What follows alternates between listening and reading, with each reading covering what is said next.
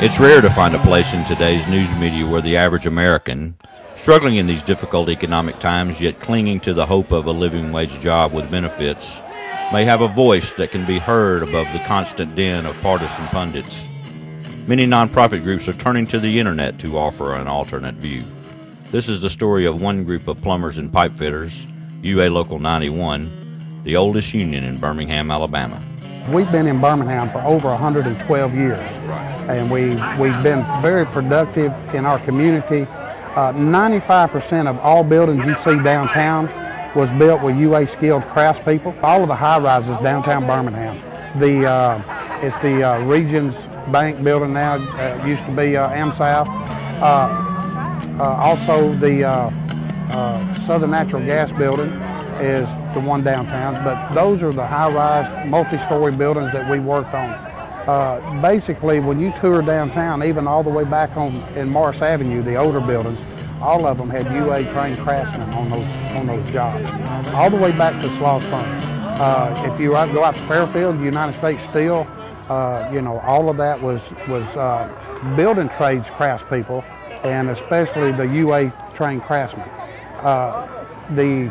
The Alabama Power steam generating plants, we have worked on every one of those in its entirety from the inception when they started building power generation systems here with the Southern Company. Those are big names that we work for. They are certainly recognized skilled craftsmen when they see them, and they utilize us at its most. We have the finest craftsmen in the world.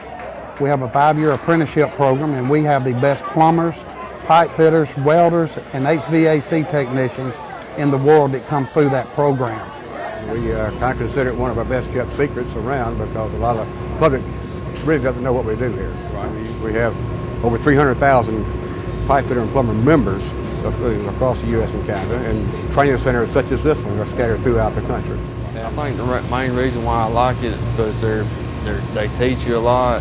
It's on-the-job training. They got good UA journeymen, pipe fitters and welders, and they actually teach you how to do it step by step. They usually have work pretty regular. You can make a real good living out of it. I've been with the UA 91 for the last 27 years. My dad was in it, granddad was in it. Is that right? It's fed me all my life. We give them 8 for 8, and we get paid decent wages, and it's just a fine way to make a living. Right. At our powerhouses, we got some of the main steam coming off the boilers, going to the turbines and all, and those are real critical wells, and you've got to know what you're doing.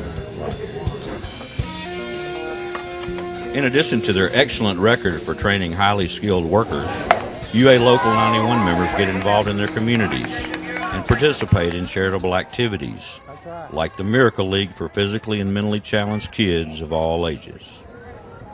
Whoa, on the first pitch! Hey, I'm Coach John, and this is Ricky Parker. He's an honorary member of Plumbers and Steamfitters Local 91, and he's also, today is his birthday. He's 61 years old, and this is our first game of the season, starting this season of 2011. 10 or 11 years ago, they started out with a group in Georgia is where it actually started, and they had children that always were spectators that watched the game. They watched them on TV. They go to the parks, but they never had an opportunity to play as much as you could see the spark in their eye. So somebody, God bless whoever it was, came up with this great idea, hey, we'll have a field for them. And we call this one the Field of Dreams. On January 21st, 2010, the Supreme Court reversed 100 years of American law, granting corporations the same rights as citizens, yet with the power to raise unlimited campaign cash to influence political campaigns. The court specifically mentioned unions. Now, no other organized group in American life has the legal authority to counter corporate influence. The disparity between the money that workers can raise and the money that corporations can raise is a vast divide there. And so the corporations have the upper hand. But when people unite for a cause and they believe in what they're doing, then money is not always the best, ammunition. I think that when people believe in what they're doing, they can get together and come together, and they can make a difference in this world. And we've shown that through the history of this country, that the middle class and the downtrodden and the working people of this country have built this country, and that's what we need more of today. Now, if unions do not re-energize and get involved again, working Americans may wake up one day soon and find themselves subjects in a corporate empire, with the overpaid CEOs at the top answerable to no one. I feel there is a conservative movement in this country to do away with organized labor. I think there's a plan in place, and I think they're implementing it all over the country. And organized labor is all the organized labor wants is a fair share of the profits that they help create, and a say-so about the conditions under which they create those profits. That's all. The guy that's a union member, he's the guy cutting the grass down the street. He's the woman that's taking her kids to school every morning. They're making a living for their families, and that's all they want is a fair shake. And I believe that we're going to have to get organized and just let people know who we are and what we do. Since the court ruling, it's apparent that corporations and the Republican politicians they sponsor are taking full advantage of their unleashed power. Will the unions have a true reemergence in American life and join in solidarity to make a difference?